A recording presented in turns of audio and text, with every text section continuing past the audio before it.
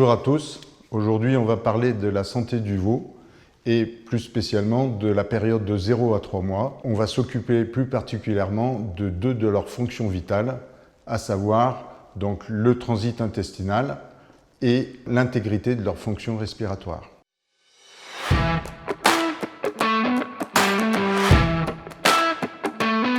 Quand on s'occupe de la digestion du veau, on va d'abord vérifier que cette eau est bonne pour lui. En effet, on utilise de l'eau pour reconstituer le lait avec la poudre, mais ce qu'il faut savoir, c'est que le veau va également boire dans la journée. Une vache va s'accommoder d'une eau pas toujours au top du point de vue bactériologique, mais cette même eau va pouvoir déclencher une diarrhée chez le veau et ça peut aller même jusqu'à la mort. Quand on n'est pas complètement sûr de la qualité de l'eau dans son élevage, on va faire une analyse par un laboratoire spécialisé. On va ensuite s'assurer que la buvée est bien digeste, que ce soit avec du lait en poudre ou du lait de la vache. Il faut absolument qu'on arrive à une température de 37 à 40 degrés pour le lait, afin que celui-ci caille avec la présure et qu'ensuite le veau puisse le digérer. Enfin, on va changer régulièrement les tétines des biberons,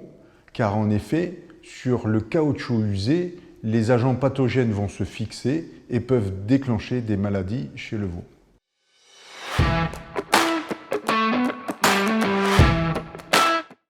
Les veaux sont très sensibles aux parasites intestinaux, que sont les coccidies et les cryptosporidies. Celles-ci vont en effet engendrer des retards de croissance et même de la mortalité. Il est indispensable de traiter les mères, notamment en élevage allaitant dans les troupeaux infestés. Il ne faut pas oublier qu'un veau infesté va excréter des milliers, voire des millions d'œufs de coccidies et de cryptosporidies dans ses fesses. Évidemment, vous comprendrez que la contamination devient très rapide. Pour agir efficacement sur les protozoaires, il faut désinfecter efficacement les logements, car les coccidies sous forme de coques vont pouvoir résister plusieurs années dans les logements. Il faut également agir en prévention dans les élevages infestés sur les veaux avant même que ceux-ci aient des signes de diarrhée.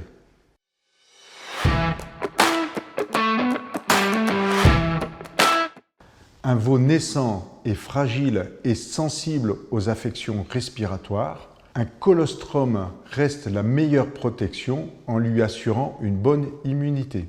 Les conditions de logement sont très importantes car il faut une bonne ventilation pour le renouvellement d'air, mais il faut éviter tous les courants d'air pour ne pas provoquer de maladies respiratoires. L'urine des veaux dans les litières provoque des émanations d'ammoniac qui sont très irritantes pour les muqueuses des veaux. C'est la raison pour laquelle il faut avoir des litières propres et sèches. Attention dans les environnements poussiéreux, notamment quand on a des pailleuses qui envoient des particules dans l'atmosphère. Cela va provoquer des hyperréactivités bronchiques chez le veau et ça peut provoquer des maladies respiratoires également.